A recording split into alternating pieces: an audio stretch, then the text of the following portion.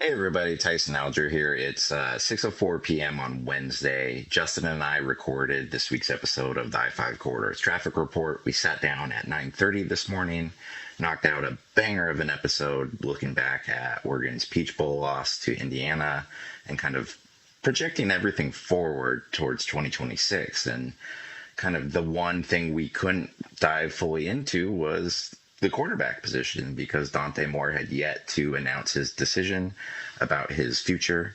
And so we kind of beat around the bush there a little bit, but it's still a plenty fine episode. And wouldn't you know it, as soon as we finished recording, Dante Moore announced his decision. He went on SportsCenter. He said he's coming back to Oregon. Of course he's coming back to Oregon.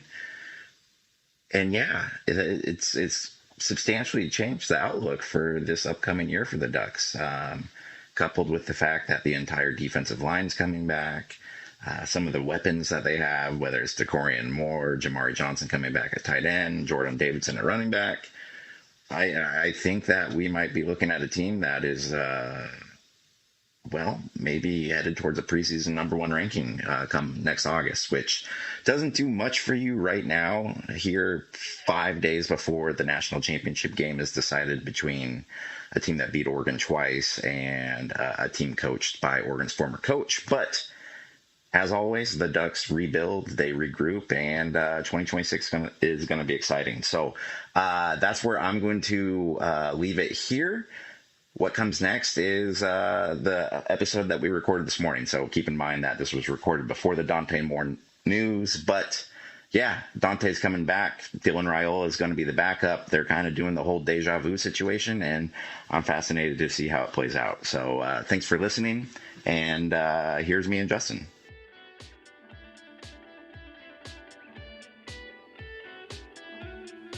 Hey, everybody. Welcome back to another episode of the I-5 Corridors Traffic Report, Winter Edition. Tyson Alger here, joined in sadness by Justin Myers. Justin, how are you doing, man? Better than I thought. Okay. That's good because I do want listeners to know, while this was a tough weekend for me, obviously I don't get to go to the national championship game to cover. I don't get another 4 middle seats across the country on cramped Delta United flights. But ultimately, I get this weekend off now. For you, fan me. Fan.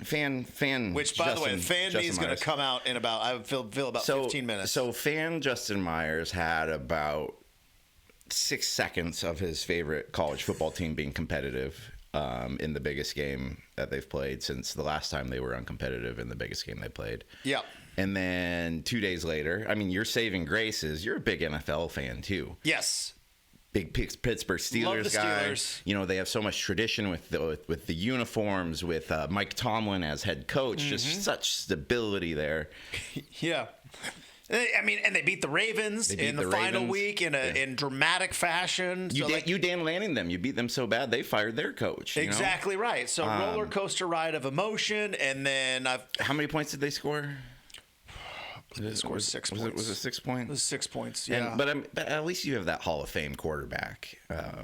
Hall of Fame quarterback and the stability of head coach. Oh, wait. No, he's retiring. Mike Tomlin. Yeah, so anyways. Mike Tomlin left. He's going to TV. So anyways, when you texted me last night to confirm that we were recording this here Wednesday morning at 9 a.m., Justin texts, hey, we recording tomorrow? Yeah, what time you want to do it? 9 a.m.? Yeah, cool. I have some thoughts.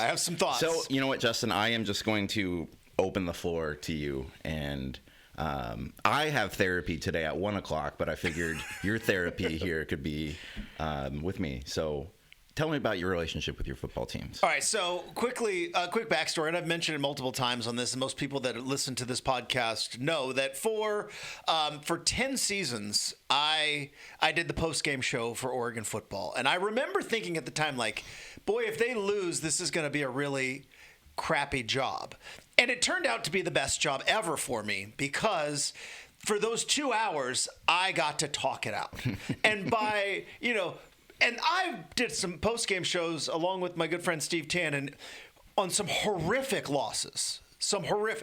maybe not as bad as we saw on Friday, but some just gut-wrenching, soul-crushing losses. And I remember afterwards thinking, oh, that felt good to talk it out. Yeah. And so Friday evening, I was left with no one to talk to. Oh, no. And here's why. Is because... You didn't just, rip a solo pod, did you? I thought about maybe just go full Rosillo and... What up, gang? It's Justin. But... What's up, Roadheads? You were... Obviously, you were in Atlanta. My Oregon fan friends were still in the anger stage. Right? And I was in the... Let's get to acceptance. Yeah. At some point, we're going to get to acceptance. I mean, and they were in anger. You've done this enough times. You know that eventually the acceptance comes. So it's just let's fast forward. Let's just get right to it. And so I had this overwhelming sense of peace by, I don't know, late evening Friday night, which was, this is who Oregon is. This is just who they are. Maybe one day, Tyson, they will win a national title. But you know what? Up until then, this is who they are. And if you were to take every college football team and put it on a big spinning wheel, like the Wheel of Fortune wheel, and every college football team in America is one of those little pieces, and you as an Oregon fan could spin the wheel and you just get what you get, would you spin it? Absolutely not. But it just doesn't mean you get to be the best. So I'm imagining on that wheel, there's a lot of collect 4 or 5-star prospects. Yeah. Get a huge NIL donation. Collect like you're up like $30,000 here. You're on a roll. Happens every year. Oregon's out in front, and they do that final spin, and you get that one sliver of black, and it goes woo. Boop, boop. Yeah, and whammy. So to some of the people who were very emotional on the internet over the weekend, I've been doing this for a while. I've been a fan since I was a child, way back in the 1900s. I have been professionally covering this team for 2 decades. I have been through, I'm built for this. So when people were asking me throughout the weekend, hey, how you doing?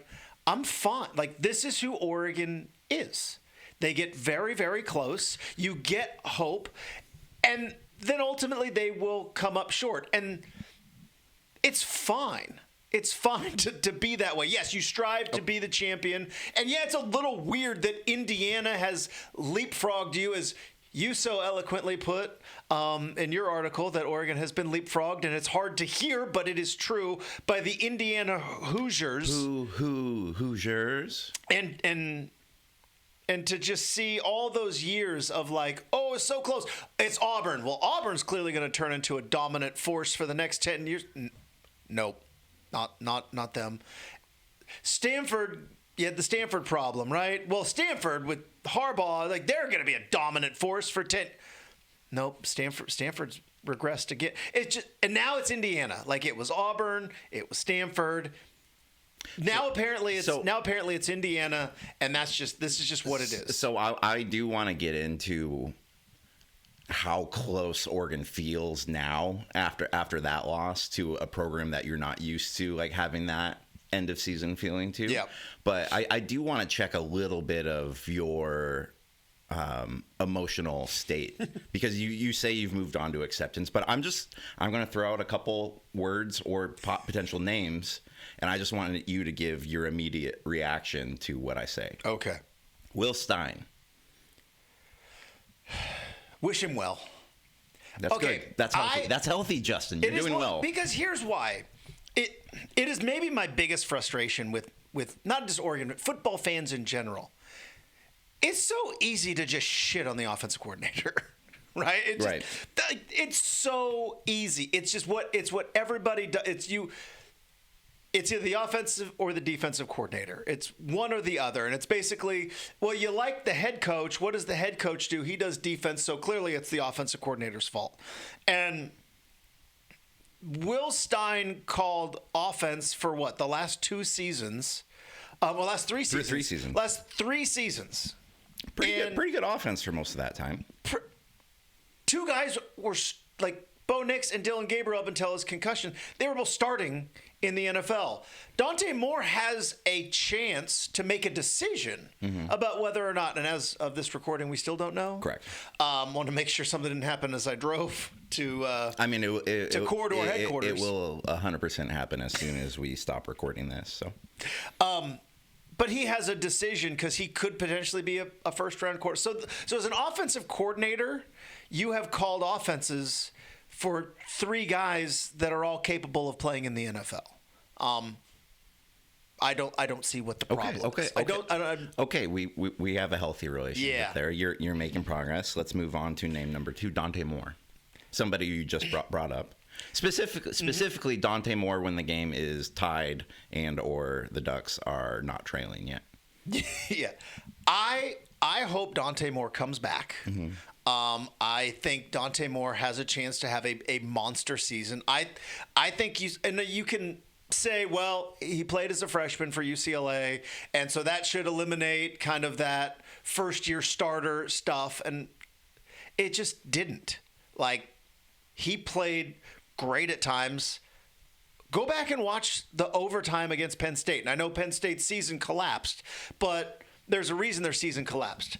But watch his overtime against Penn State. Pretty good. No, not bad. That throw to Benson against Iowa when you absolutely needed Iowa it. Throw. Still one of the better throws I've seen. Yeah. The other throw to Benson against Washington in the fourth quarter kind of put that game away. Like, there's enough there to where... Yeah, you'd like to have that throwback 4 seconds into the national semifinal. Justin, when I tell you, I have never heard a crowd. We've talked about crowd pops on this program here for the last couple of years. I have never heard anything like that in my professional life. Of as soon as that throw was passed, it was picked off, the whole stadium just went from kind of like, kickoff first play has a little bit of buzz, but it just went full overdrive. And you don't see that often in neutral site bowl games, especially when the neutral site bowl game is not in the territory of either team. But I shit you not, man. Like, for the 2 days running up to that, every hotel, every restaurant, every bar, every inch of sidewalk was all red. It was 100 to 1 in terms of Indiana fans to Oregon fans. And I even posted a couple pictures, like walking the streets before the games, of like, look at all the Indiana fans. And I had Oregon fans chirping at me. It's like, oh, you're only taking pictures of the Oregon team hotel. It's like, of the Indiana team hotel. It's like, buddy, they're all Indiana hotels here. Like, it was insane. Side note, first off, clearly it was 70-30.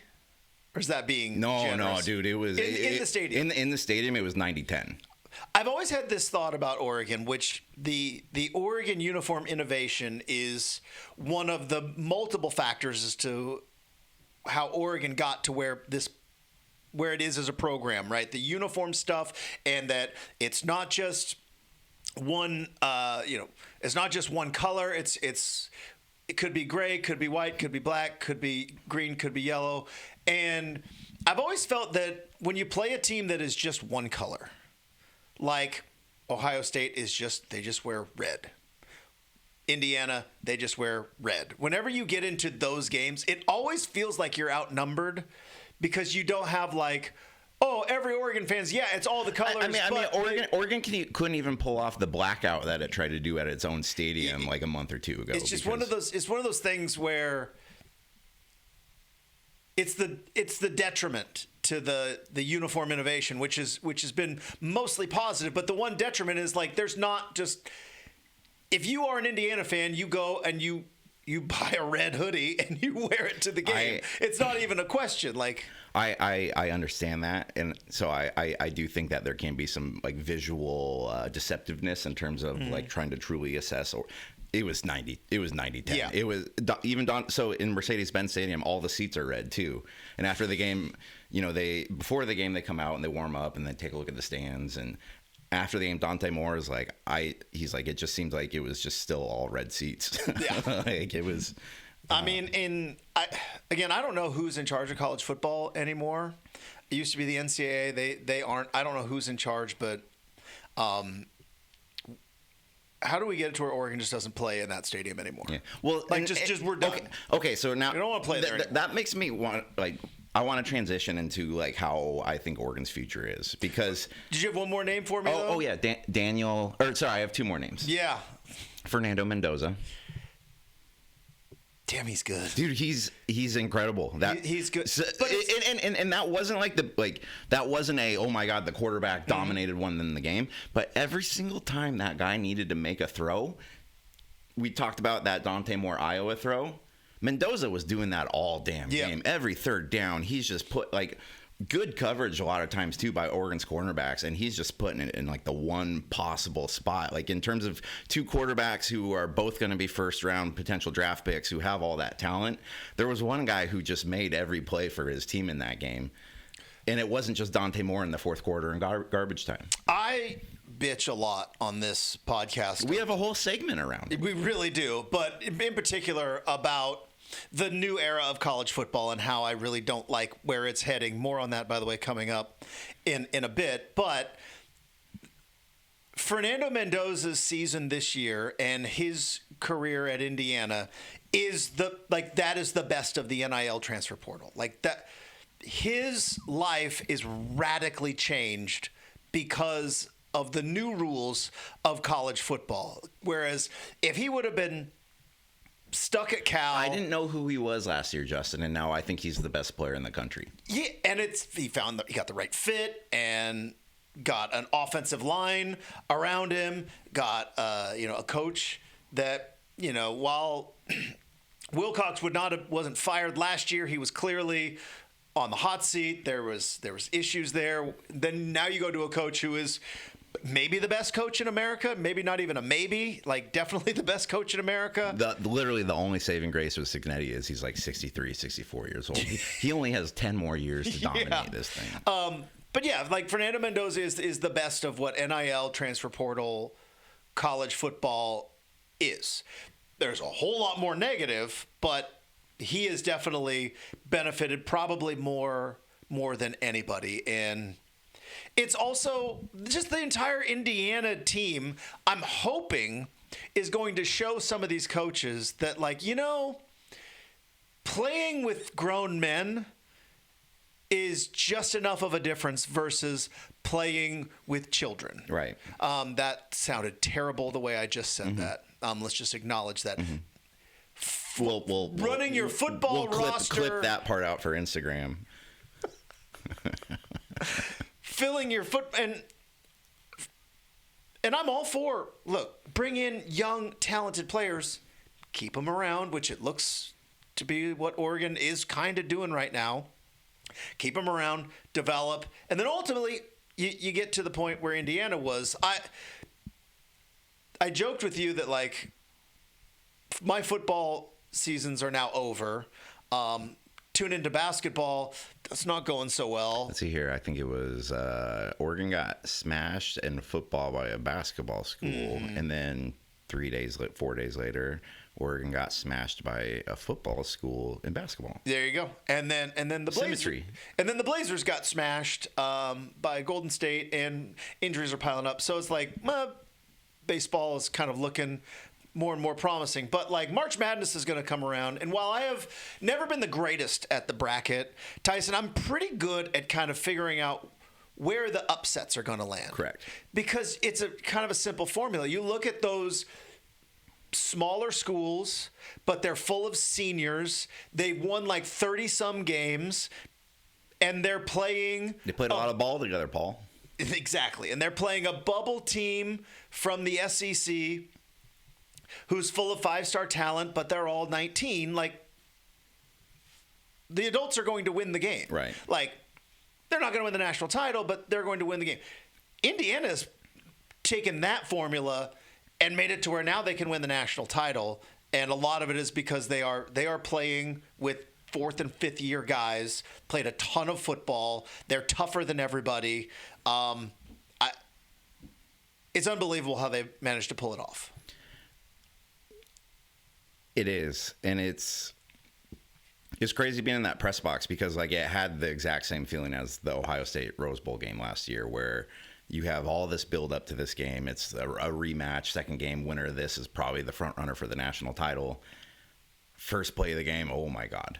That happens. Yeah. But then I think what's truly frustrating about that game is the Ducks then regroup and put together a 14-play, 75-yard touchdown drive where they're passing the ball, they're running the ball, they move it down the field, they're back in the game. Okay, they took a breath. Dante Moore got his feet, like they're going to be okay. And then what was it? Fumble, game over. Yeah, and again, it's going to look bad. I know, like, some coaches and people who actually know ball will probably disagree with me, but I've watched a lot of football I truly believe like one play can change a game. Yeah. I truly believe that, especially in college. And it was 14-7. Oregon got the weird fumble for Mendoza, and then he recovered his own fumble, and then they got the sack and took him out of field goal range. Great play. You get the ball back. Which, by the way, I was convinced Mendoza was going to pick that up and like chuck it downfield for like a 60-yard gain. I was too. Yeah. So that you get the ball back. All right, momentum's now on your side. Here we go. Let's play some football. And Oregon's safety, who's playing running back, is just a little bit off on the timing and knocks the ball out of Dante Moore's hand, fumble. Between the pick six and that, like, you gifted them 14 points. Yeah. Like, just an absolute gift. A team that beat you by 10 points in a very tough game 3 months earlier. And it felt like at that point, it's like, okay, this might be done. It was just shocking to me because, I mean, like, we did just talk about the experience and like how that matters. But in terms of like that stage of experience, Indiana has none of that. This has been a 2-year project by Kirk Cinetti. They went from a team that went 3-9 2 years ago to 11-1 last year to undefeated this year. Last year, the big stigma around them was they hadn't played anybody, and when they finally did, they got beat up a little bit. That's not the case at all this year. This team has exponentially progressed in its 2 years, and it's happened like that. And you can look around and you see why it happened. They have a really great head coach. They've suddenly gotten their billionaire boosters involved. I was walking around the sideline. Of these two teams, one team has a very famous billionaire booster who you kind of expect to be around. There was no sign of Phil at this game, but Mark Cuban was doing interviews with just about anybody who would ask. Like it felt like just kind of like Indiana almost flexing a little bit of like we're the modern day maybe Oregon, if you will. And we talked a little bit about this last week. Like for Oregon, it's been essentially a 30-year slow climb since that Cotton Bowl in 1994-5. Yep. And the Ducks have had to try to figure out how to be the best team in essentially 3 different eras now. Mm-hmm. And I think what's so tough for Oregon is they got so close to being one of the big dogs in the era where it was just like there are only big dogs, where you're chasing Alabama, Georgia, Ohio State, like where there's 4 teams that are dramatically better than everybody else in the country. And Oregon was like just out of the room, but trying to get in. And so you get to this new era, and obviously Oregon has assimilated quickly to the NIL era. They're set up incredibly well with that, with Division Street and Phil Knight and Nike. They've done the transfer portal well. They've done all these things. So, like, they're still in the conversation. They're still always going to be around the conversation. But I think what's so frustrating for Oregon and Oregon fans is it's not just 5 teams that can win it now. They're not just trying to beat those 4 teams. You can have, like... At the start of this year, I believe Indiana was preseason number 16, and I think Miami was out of the top 10 too. Yeah. It's we're in an era now where like programs that weren't even thinking of competing 20, 30 years ago that were our basketball schools or whatever, like we're in an era now where other programs can transform within a year or two with the right infusions and don't get me wrong, like a lot of things have had to go right for Indiana to do this at this level. Like they're on the verge of polishing off one of the best seasons in college football history. Yeah. But instead of Oregon looking at the field across the country and being like, okay, we have to be better than these 4 teams. Now it's like we got to be better than like these 12 teams, and also like who's to say next year a Minnesota doesn't pull a billionaire booster out of some, but because the thing that most opened my eyes about in Atlanta was how Indiana is like, I was saying, like, oh, the sleeping giants awakened, but like it's completely awakened because Indiana has the largest alumni base in the entire country. There's like 805,000 Indiana alumni. That's insane. They're freaking everywhere. And you start to think about the Midwest and college football. It's like, well, Ohio State is freaking crazy for college football. Mm-hmm. There's not a whole lot different about Indiana and Ohio State. Like, it's probably the same general type of fan base that, like, if you have a winner to cheer for, they're going to go out for it. So, like, all of a sudden, you have this team that has no tradition.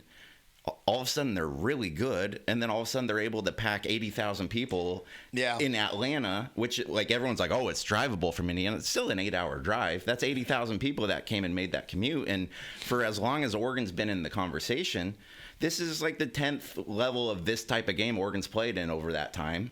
And if you keep face planning like that, it's going to be harder to get your fan base to get motivated to go to Miami, go to Atlanta, go to the next one. And so it's just, you kind of look around and, like, Oregon's done everything right to this point. Like, I wrote this in my column. Oregon went 13-2 this season. This is a great year. Lanning's 48-8 in his 4 years with the Ducks. He has 2 more wins than Chip Kelly over that same time span. This has been unquestionably one of the best periods in Oregon history. And I also think that the last 2 years have ended in 2 of the most frustrating ways in Oregon history, because you're right there. You've done everything right to position yourself in this system.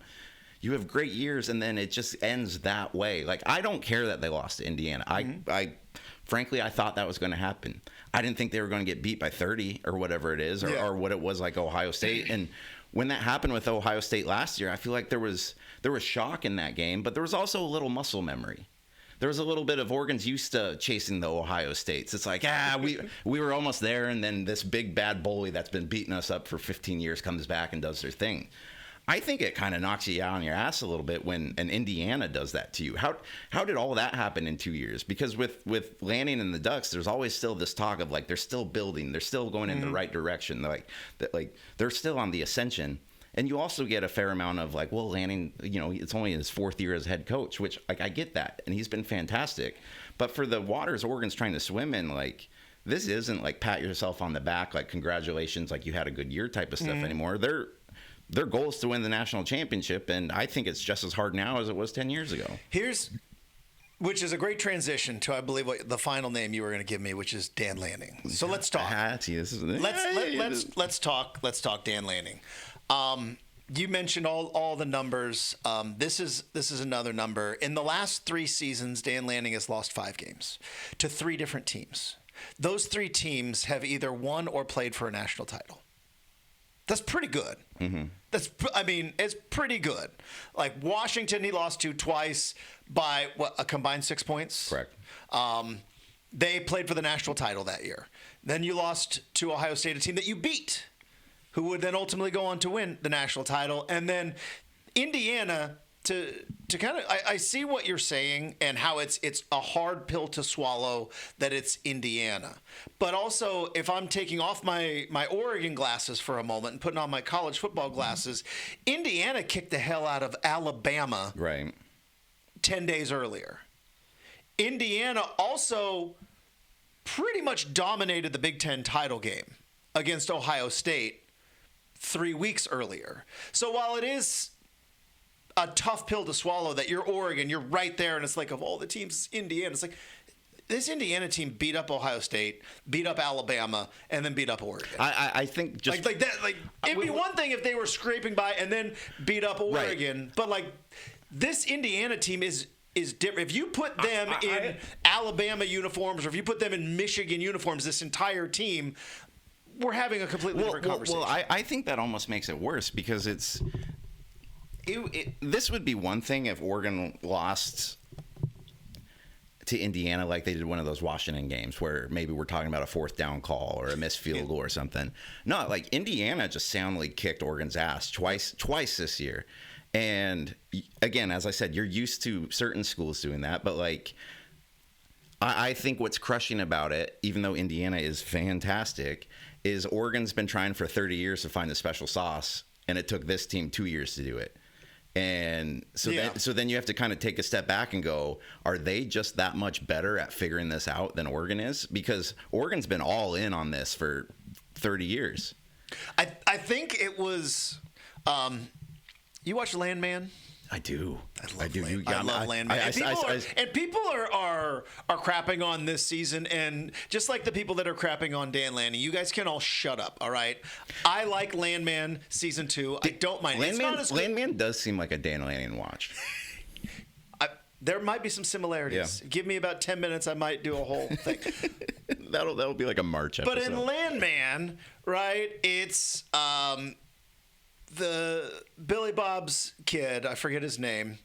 He was a worm. He was just he was a grunt. He was a grunt in the oil fields, and for whatever reason, he's a geological expert, and he figured out there's oil in that ground, Paul. There's a fault line. It took 100 years to figure out that's where the oil was. And he popped 6 out of 6 wells, Tyson. I think you hit it with Indiana. It took 100 years. But it took a guy like Curt Cignetti to be like, wait a minute. We're in Indiana. We're not that far from South Bend, where the college football universe lived for 100 years. Same state. I know it seems weird because it's Notre Dame. It's the same state. So you've got the Midwest. You've got an alumni base that can absolutely decimate anybody else when it comes to numbers. And, oh yeah, maybe one of the most famous billionaires ever is so. Which, by the way, massive head in person. Not a huge guy, head, huh? Massive. Like he was doing an interview in the corner of the end zone. I was walking from the other side of the end zone. I'm 50 yards away, and I was preparing my Shark Tank. Like I just saw that head, and I was like, okay, I'm ready to. But I think my point is that all of that had to happen, and maybe Indiana was just that. What we thought was a dried up oil well that somebody came along with. No. So if I'm Oregon, yeah. Indiana is a factor now. They are. But I don't think Indiana laid out some blueprint that Purdue could copy, or that Iowa State could copy. I don't think it is. I think you have to have the money, you have to have the backing, you have to have an alumni base, and all of that stuff was just kind of bubbling under the surface, and you needed the most ballsy, charismatic head coach in all of college football to say, yeah, I can turn Indiana into a national title. Okay, so that answers what my follow-up question was going to be, because in 2002 or 2003, which was Indiana's last year pre-Cignetti, I believe they were 3-9. They averaged 46,000 people at their home games. 2023 is what you're talking about. 2023. Yeah. 2003, I think. Oh, yeah. That was a long time ago. Antoine Randall L. was the quarterback. Yeah. Good receiver. 2023, they were 3-9. They averaged like 46,000 people. At no point is anyone going like, this team's on the verge. Oregon State in 2023, I believe, was like 9-3. Yep. They, until the last couple weeks of the season, they were on the outskirts of the playoff bubble discussion. Oregon State was closer than Indiana 2 years ago. Yes, 100%. What if Pac-12 didn't blow up, and suddenly it was in 2 years? Because for the 20 years before that, Oregon State had been a better program than Indiana too. They had been building up. What if we're sitting here and Oregon State's going to the national title? Would you be kind of doing like the same whole, like, you know, they just struck the oil with the Nvidia guy, and they've just done it better. Like, okay, so if Indiana wins this national title, yeah, who's been a better program of the 2000s, Indiana or Oregon? Oh, that's a really good question. I mean, it's Oregon is a better program.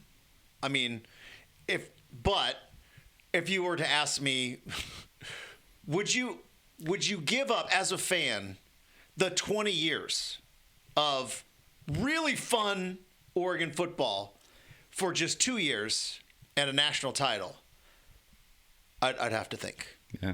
I'd have to think. Well, I guess the equivalent would be is like, what if Chip beat Auburn, because that was his second year. That was kind of like the same. I mean, granted, Oregon had been vastly better program under Bellotti than Indiana was pre-Cignetti, but that's kind of the comp, right? Like, but that's the thing about Indiana. Like, there is no comp.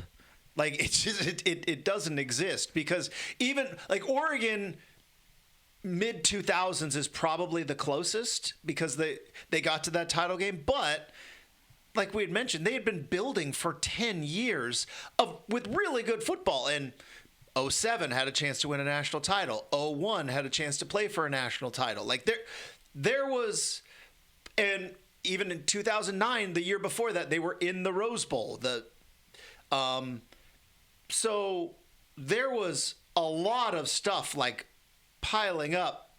Whereas, like you said, 3 years ago, Indiana was a doormat. Yeah. I mean, it didn't exist. So it's fascinating. Like, there is no comp. I was concerned for the city of Atlanta if Indiana lost that game.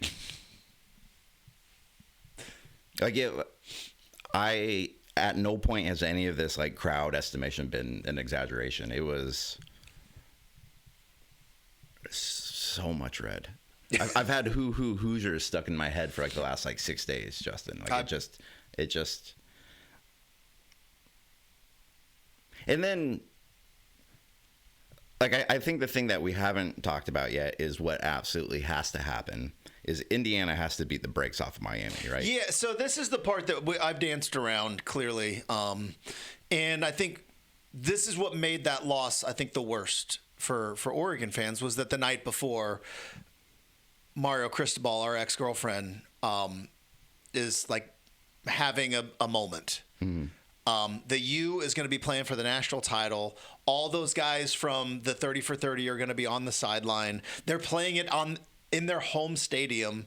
A team that was never supposed to even be in the tournament, or was controversial at best in terms of like them getting in, and with a coach who is not at all one of like the darling coaches of this round. I mean, like, there was a lot of stuff done on Lanning. There's been everything done on Cignetti. There was so much done on the Ole Miss situation. Like, I feel like even coming into after they won their first round, there was still a little bit of like, you know, if they get into a close game, it's Cristobal on the sideline. Like, you know, we'll see. Well, they've just played really good football.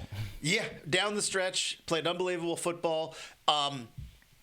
And God, it would be the worst.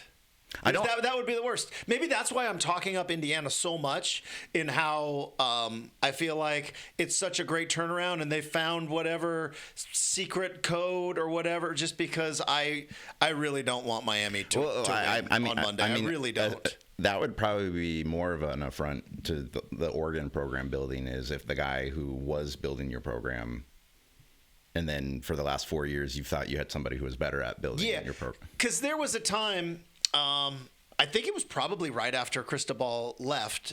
Maybe it was Lanning's first year, and Miami was struggling. And remember, he didn't take a knee again, and lost a game to Georgia Tech, I believe.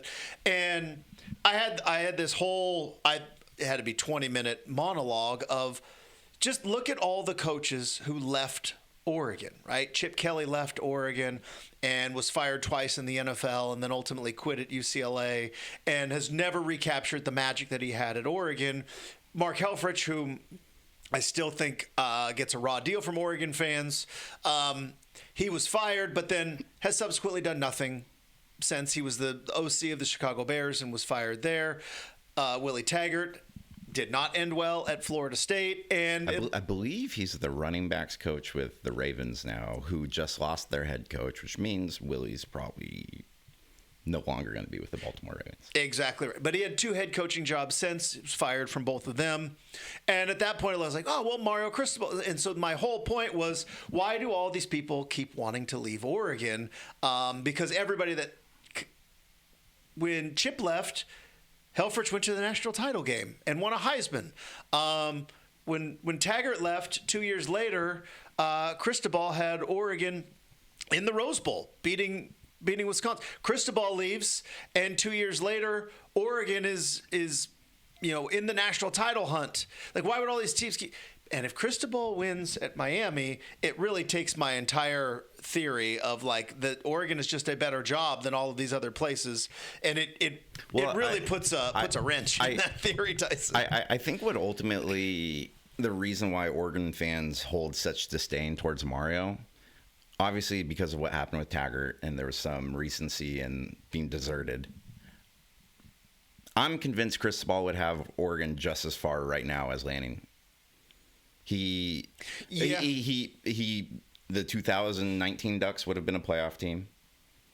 The 2020 Ducks would have, had it not been for COVID and you lose Penei Sewell, Javon Holland, like all those guys. Like, I think that's a little bit of what gets lost in Cristobal's like final 2 years, as one of them was COVID, and it was like the Ducks had a potential championship roster that year, and it gets kind of yanked away. And then even in 2021, you have to wonder, like, they probably still get their teeth kicked in by Utah, but like what would that have looked like if Cristobal was not at the time negotiating back and forth with Miami? Or if that wasn't like the full Wild West yet of transfer portal quarterbacks. And, you know, obviously the next year, Lanning season, and this was a masterstroke by Lanning and Kenny Dillingham with bringing in Bo Nix. Yeah. But, like, if they didn't bring in Bo Nix that year, Oregon would have been god-awful. It would have been Ty Thompson as quarterback that year. Ty Thompson is a tight end now. Yeah, Tulane? Yeah. Or he went to, I think he went to NC State, and then he went to or I don't know. He's been to a couple of different places, but it's Mario saved Oregon's program after the Taggart area. He built them back up. He showed that you could recruit, and that was before you could legally give money to all these recruits. Like at this point, I think Cristobal is just as good of a program builder. I don't know if Mario's a better coach than Dan. Like up until like the last month or two, I would have said Dan's a better coach. But at this point, when you just go proof of getting your program to where you want them to go, and again, I do think in the semifinals, Ole Miss was a little bit of an easier matchup than Indiana. I expect Indiana to whoop up on Miami in this game. But it's just fascinating because like there's been this whole screw Cristobal, we're in a better spot. And I do think kind of the anger and the rivalry and the screw that guy is completely fair from a fan base. Like it's fun. You scorned us and you went to Miami. Yeah. You left Eugene for Miami. But at this point, I think Cristobal's proven that like he's pretty good at what he does, and I'm pretty damn convinced that had he stayed at Oregon for this entire stretch, he'd have the Ducks in the same area that Lanning does right now. I think so. I still think if you were to ask me straight up, I'd still take Lanning. Yeah. And that's maybe the hardest part is you want a winner and a loser. All right. Somebody's got to lose the breakup. It can't ever be mutual. Like never in the history of breakups has it ever been mutual. I invented it's not you, it's me. Right. But this case, it might have been like best case for everybody. No, we're just going to move on. We're going to get this coordinator from Georgia. He's going to fit in perfectly here. You're going to go to Miami where you and your family have always wanted to be, and everybody is kind of in a good spot. That being said, it was still he who broke up with us.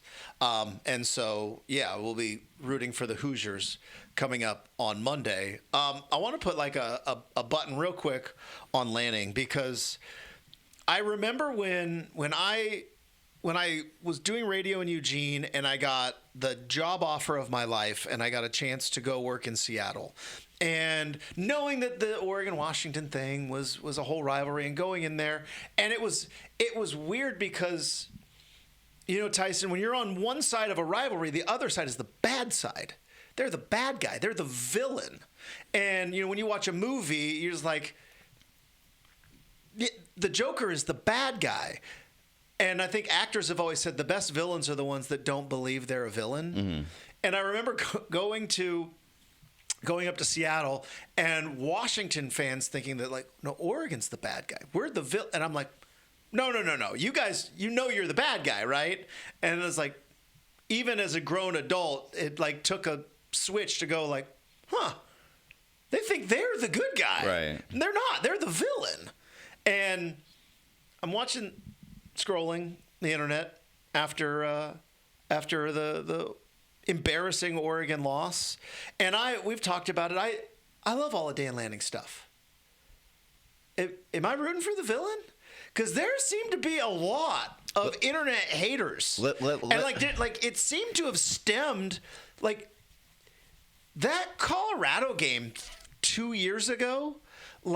Really pissed some people off. And that stuck with people too. Which I always thought was no, Oregon's the good guys, exposing the frauds that were Colorado and Deion Sanders, because they were complete and utter frauds, and they were exposed for what they were, which is flash and sizzle, no substance, and all that stuff. And Oregon exposed them. People are like, boy, that got brought up a lot on the internet. It's fascinating how that specific game kind of embedded in people. I saw even Jamel Hill after the game, out of nowhere, oh, I guess this must be for click. It's well, this is a different program. And also I thought at the time all of us were against Colorado and Deion. It's kind of funny how that's morphed. If anything, I think outside of the game, I think Lanning has opened himself up for a slight bit of criticism in the kind of the build up to this, because I do think he is becoming a little bit of college football's villain. I go back to the Texas Tech game where him and Joey McGuire, Texas Tech's coach, are up at the shared coaches press conference, and they're just praising each other. It's two high school coaches talking about how both of them are the salt of the earth. They respect each other. They respect each other's programs. They build it the right way. And then after the game, Lanning puts out the Ducks versus them video, which we talked about last week, where it's the all hat, no cattle thing. It's Lanning and the Ducks talk shit, and they put out shit talk, and they highlight it, and it gets hundreds of thousands of views on YouTube. And then when the Ducks lose a game where the Ducks kind of showed they were all hat, no cattle in that game. A little bit. The Lanning turns the press conference into winning's not important. What's important is turning these guys into men and husbands and all that, which, hey, that's great. I want all those Oregon Ducks to be great men and husbands and fathers and all that sort of thing. But a week ago, you were basically saying those guys were phonies. They don't know how to play football. They're all smoke and mirrors. And then you guys get beat almost worse than Texas Tech. And it's the important thing is how we grow these boys. And it's just, that type of thing rubs me a little bit of the wrong way of the, and then that can dovetail into the fact that they never put out videos after they lose. There's got to be just terabytes of footage between the Peach Bowl and the Rose Bowl that's in some vault. I mean, NIL is a big deal. How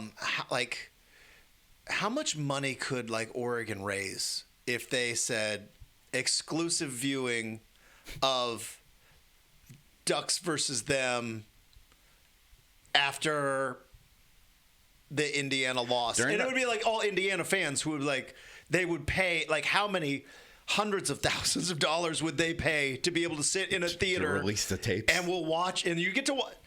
And just I've been to a concert where they take your cell phone away. Cell phones get locked in the little case. It's a one-time viewing, and you all get to see it.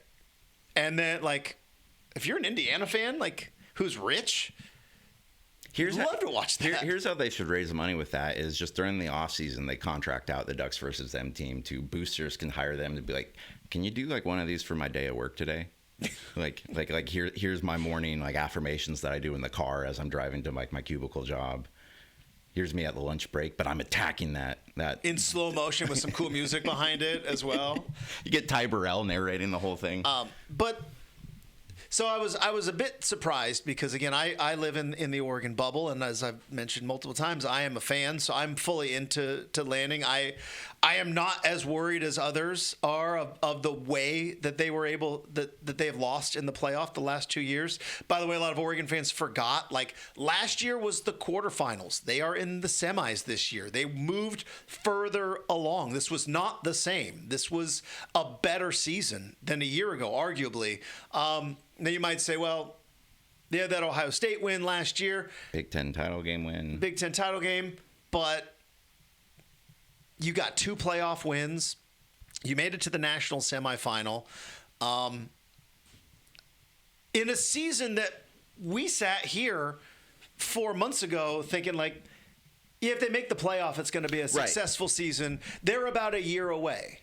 And the news that has come out post got the Peach Bowl, entire defensive line back. The entire defensive line is back. At least the starters. They've lost like 10 backups behind them, but whatever.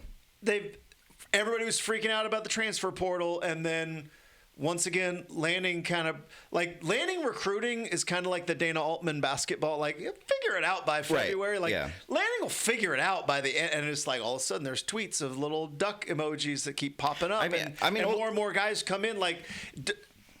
And also, all the people, Oregon fans I'm going to talk about right now, who are critical of the Dylan Raiola thing. If any one of you were critical of the Bo Nix thing, shut up. Just shut up.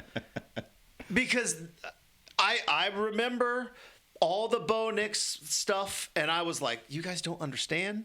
Like, this guy's going to be good. Like, it's going to work. I'm not saying Raiola's going to be the next Bo Nix, but I'm just saying we've seen this before, where a guy gets put in, or a kid, I should say, gets put in, massive accolades. He's a true freshman starter at a legacy school his dad went to with all the expectations, and it just didn't quite work out.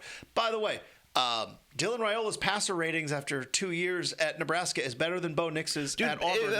Everybody shut up. Before he got hurt this year, he broke his fibula on November 1 against USC. Up until that point, I think he was 69% completion percentage, 2,000 yards, 18 touchdowns, 6 picks. Yeah. Like, that's not bad. And does he have a weird thing with Patrick Mahomes? Yeah. Okay, it's kind of weird. We'll just admit that. But this is a massive get. It's a massive get. And to see Oregon fans like poo-poo it, and it's like, no, this is huge. But you all poo-pooed, not you all, but a lot of you poo-pooed Bo Nix and then changed your tune real fast. I think that's ultimately where my frustration lies. Is I have zero doubts that Oregon is going to be able to build itself back into being right back into this discussion. Mm-hmm. It's almost a much exaggerated version of, what was it, 2 years ago, the Mariners general manager Jerry Dipoto was like, our goal is to win 50% of the games every year. As long as we win 54% of the games, the math tells us we'll be in the discussion. College football, that number increases to like 85% of your games, but ultimately, like, it's the one game you win or lose. Like the Ducks are going to reload in the transfer portal. Yeah. They have a little bit of a tougher schedule next year than they did this year because they have to go to Columbus. They have to go play at Ohio State. But ultimately, Oregon is going to be one of the top 25 teams going into next season. Mm-hmm. They'll probably be a top 10 team going into next season, depending on, how people truly assess the quarterback position and whether Dante Moore is coming back or not. But it's just 10 years ago, if you were in the discussion, you're one of 4 teams and like you got a shot. Yeah. Now it's just, as I came back earlier, or said earlier, not only is it like the new programs that can come out of nowhere, but we're still looking at, LSU is all in on getting back to where it wanted to be. Texas is the best team in the transfer portal right now, and Arch Manning's coming back. They're trying to get back to where they wanted to be. Those villains up in Seattle, they haven't really shown a whole lot of great progress the last couple of years, but you have to remember they were in the national title game 3 years ago in the harder system. So like the big, just in the Big Ten, like there's teams that are trying to do the exact same thing that Oregon's doing. And while Oregon's much better at maintaining, Oregon's variance isn't a whole lot different from where they maintain. And so it's, Oregon's going to get its recruits. We're going to shake this off by spring ball. And and it's going to be, look at these new guys, look at the momentum. How do you come back and build from, because that becomes the floor then, right? With the discussion, like all this year, it was like, how do you come back from that Ohio State game and play better in your first playoff game? Well, they won 2 of them this year, including one in the same round that they lost last year. And so next year, what I just hate about modern college football is anything next year that ends before the college football semifinal is going to be disappointment. It's going to be, and it's really hard to get there. Like that's the one thing that I don't want to discount about anything that I've criticized Oregon about in this round is it's really hard to get there. They're in the Final Four. You're in the Final Four. There's 136 teams that want to be in that position, and Oregon has done an amazing job of being in that conversation since the playoff began in 2014. I was convinced, though, after Lanning's first 2 years, third year, I was like, this guy's going to win a national championship in his first 5-6 years with the Ducks. I still think Dan Lanning can win a national championship. I think he's building a national championship winning program. I just think there's a hell of a lot more luck and chance involved now in this modern age of college football than there was 10 years ago when the two teams playing for the national championship were far and away the two best teams in the country in terms of talent and everything else. Because those Alabama and Georgia teams, it was okay, we have 85% of the country's 5 stars on our roster. Yeah. Coaching doesn't matter quite as much in those scenarios. I know the SEC touted this out too of oh, look at all the NFL players. And I've always felt like that's probably the best measure of the stars are significant. I don't want to say important, but they're significant. But they don't mean anything to me. What is the biggest measure is how many guys you put in the NFL. Right. Because the NFL does not care about stars. They care about who is going to help me keep my job. You saw all the NFL coaches that were fired. And for years, Alabama and Georgia were the two best teams of putting players into the NFL. That was the whole blue chip percentage area. So since they started monitoring that, I believe in 2011, up until this year. Yeah. Or actually, it could still happen this year. But basically, every team that has won a national championship since 2011 has had a 50% or better ratio of 4 or 5 stars on their roster compared to everybody else. And that was always the thing that Oregon was trying to chase / be the outlier. Yeah. It was a 2014 national championship. I think Oregon's blue chip percentage was 28%. Ohio State's was 70 something in that game. When they lost to Alabama, or when they lost to Georgia at the start of 2022, Georgia's blue chip percentage at the start of that year was 88%. Just insane. Well, Oregon's finally built itself into one of those teams. Coming into this year, the Ducks were in the 80% range. In the Final Four of these teams, it was only Oregon and Miami were above that 50% plateau. I think Miami's at 65. Yeah. Indiana, who they just got slaughtered by, 8%. Yeah.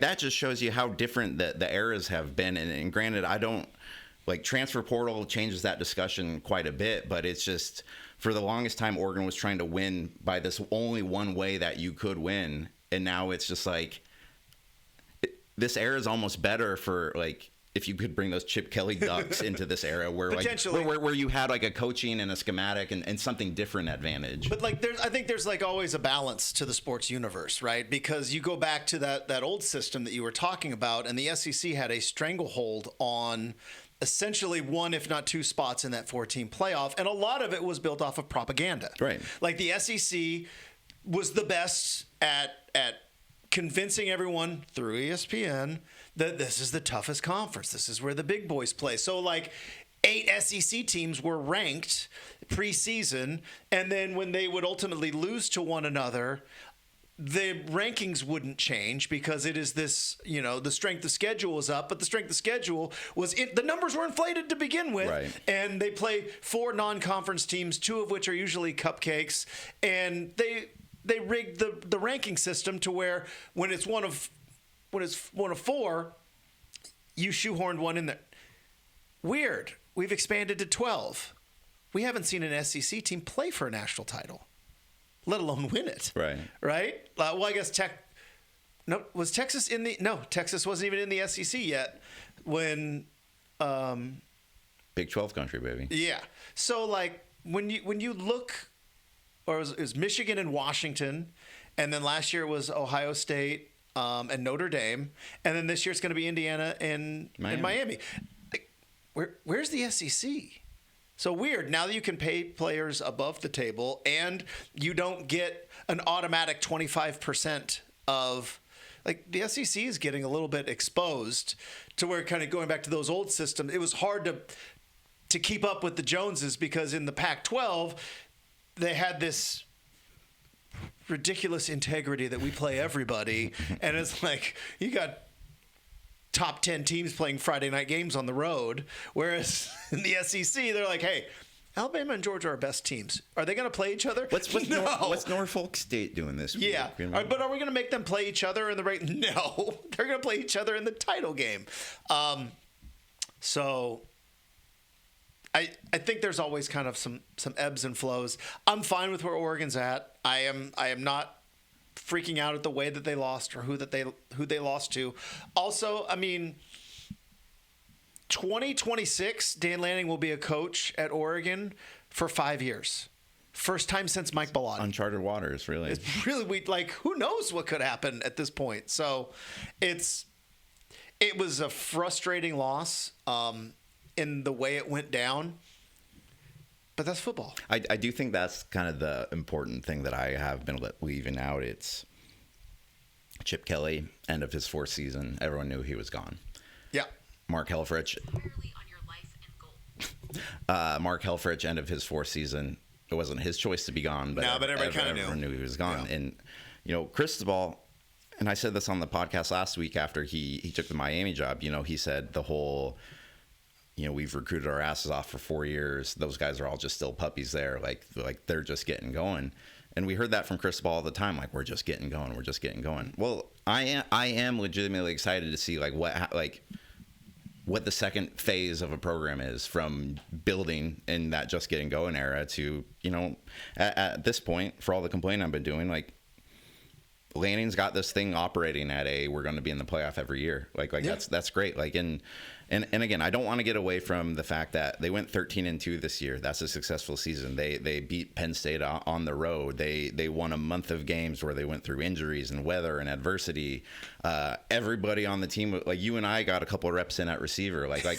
This was a good season. It was a positive season. You beat your rivals for the most part. Actually, you beat all your rivals, because coming into the year, who the hell thought Indiana would be your rival? I think how I described it in my game column was just like, it was just a letdown. Yeah. It was just a colossal letdown at the end. And like that, obviously it's a bit of an exposed nerve for like a week or so after that. I think in the bigger context, we will look back at this and be like, yeah, at the start of the year, we were saying that this could be a 9-10 win team. We don't know what their ceiling is. There's a lot of unproven on this team. They got talent, all that sort of thing. I just think that throughout the year, Oregon played at a level where it was a playoff team, where it did build these expectations. Like you take the preseason expectations and you throw them out the window when a team is 11-1 going into the Washington game, and then you go and win that on the road. So I think it's just the letdown is you get that far, you played that good, you see the Final Four, and there's none of those traditional roadblocks in the way, and you still kind of get the same result, even if it was warranted. Because again, Indiana, as good of a college football team as I've seen, maybe other than that Georgia one in 2022, but also, which is insane. But also that was I believe they were playing in the NFC South at the time. It was true. All right, I got a question for you, fan to journalist. There's some rumblings on the internet. And there's I don't want to say it's a conspiracy theory, but it's just it's internet stuff. So. On a scale of, that's 5 of, that definitely is 100% true, to 1, no, the earth is not flat, you are crazy. Where are you on the theory that there was a rift between Tosh Lupoi and Dan Lanning, especially after the JMU game? Because it certainly seems like a lot of Oregon players that were going into the transfer portal are ending up at Cal.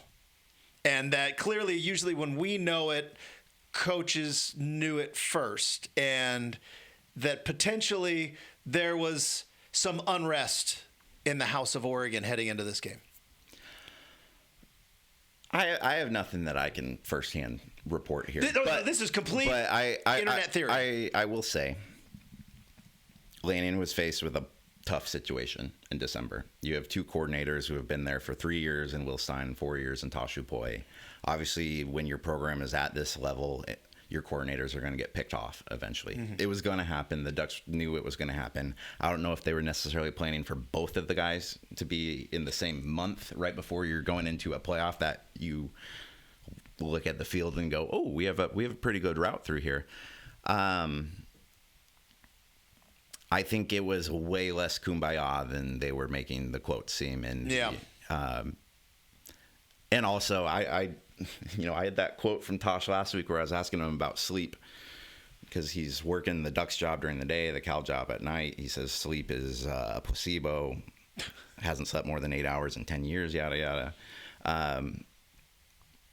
That quote got retweeted a lot during the Indiana game when when Indiana scored 50 something, whatever. But because it's interesting because like you do have an example of like Dan Lanning was the Oregon head coach and still won a national title as a defense coordinator with Georgia. Then there's the other example, which is Steve Sarkisian was the coach at Texas and was still the offensive coordinator at Alabama.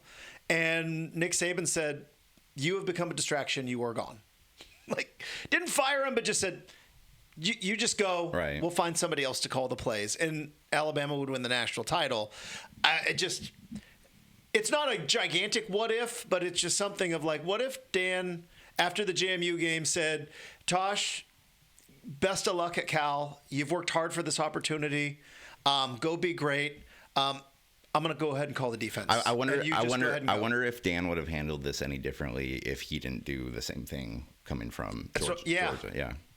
It was interesting. Because I mean, like ultimately, you know, like Tosh and Will can say the correct things and like how all their focus is here, but their careers are going to be judged by what happened as soon as that game ended and they got on their flights to their respective schools where they're going to become head coaches. And, you know, we made a big stink about the whole Ole Miss, LSU, whether you want those coaches in the building as you're going for the playoff. Ole Miss decided they probably didn't want to have a bunch of coaches to poaching their players, and I'm sure Dan set up safeguards. I'm sure they had conversations about how this is the focus and whatever. But ultimately, like Tosh's biggest MO is he's a great recruiter. He knows there's a lot of good Oregon players. Mm-hmm.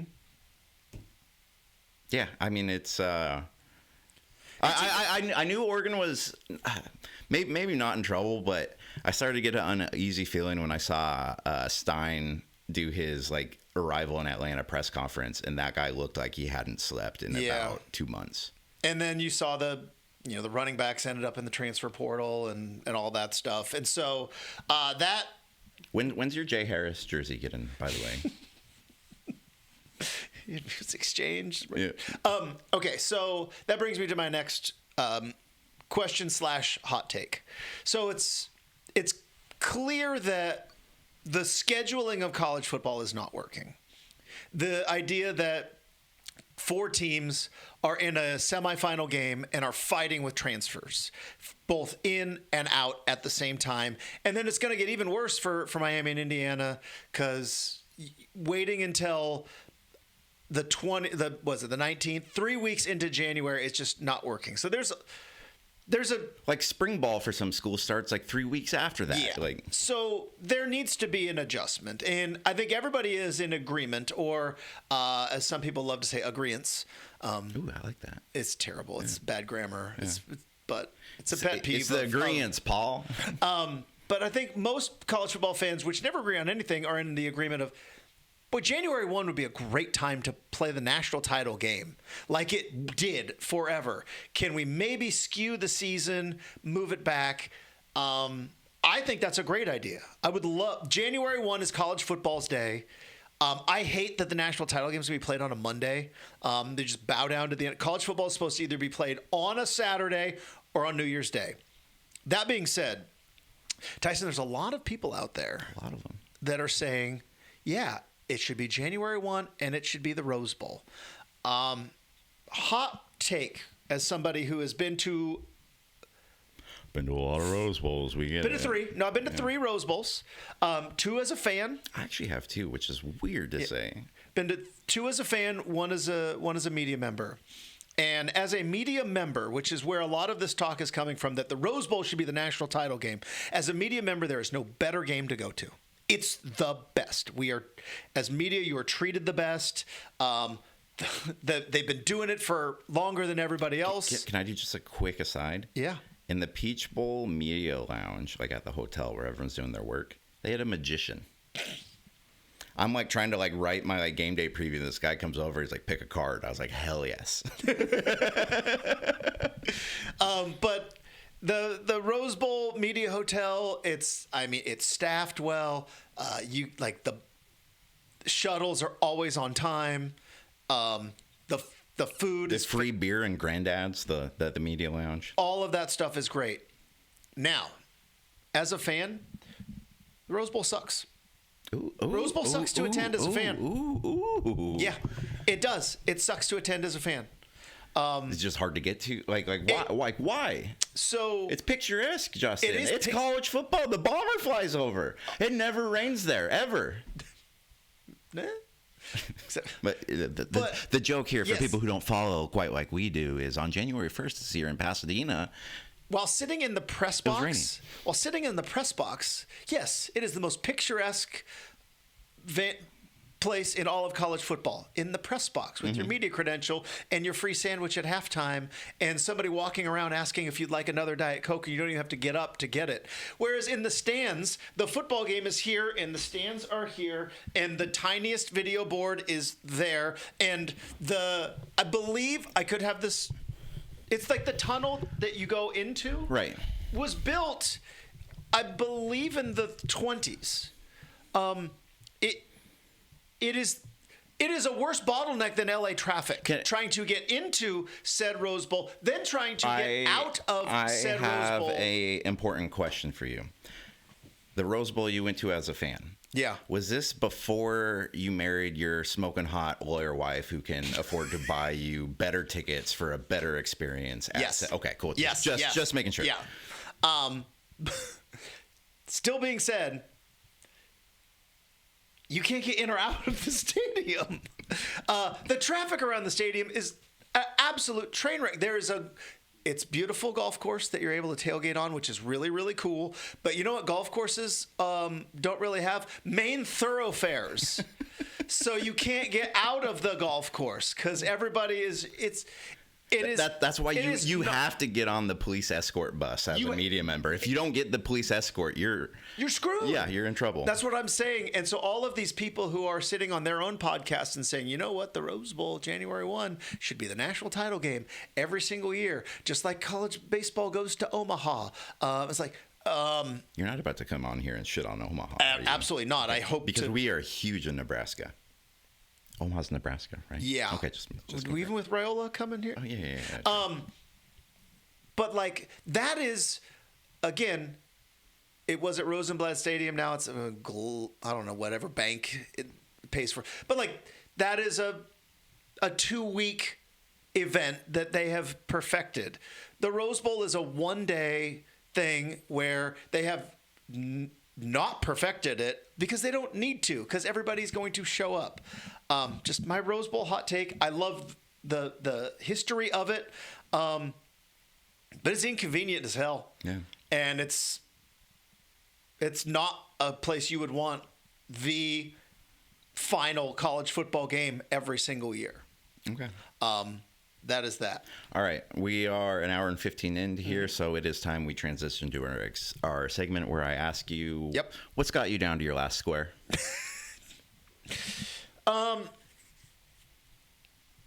You know, I watch a lot of TV and movies, Tyson. Never picked that up. You never.